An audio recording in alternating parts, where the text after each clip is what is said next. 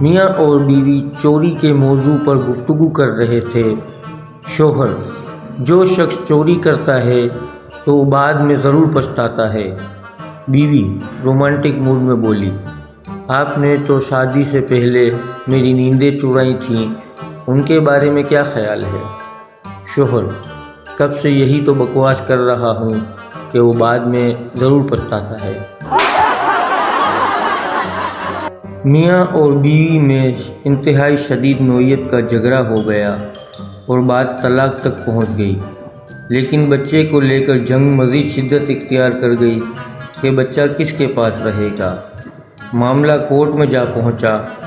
جج نے دونوں سے کہا کہ عدالت کو مطمئن کریں کہ بچہ کس کو دیا جائے۔ بیوی: جج صاحب، بچہ میں نے پیدا کیا ہے، اس لیے بچے کو میرے حوالے کر دیا جائے۔ جج نے کہا: آپ کی بات میں وزن ہے، مگر میں آپ کے شوہر کا بھی موقف سننا چاہتا ہوں۔ شوہر: جناب، آپ جب ATM میں جاتے ہیں اور اپنا کارڈ استعمال کرتے ہیں تو مشین سے نکلنے والی رقم آپ کی ہوتی ہے یا مشین کو ہی دے آتے ہیں؟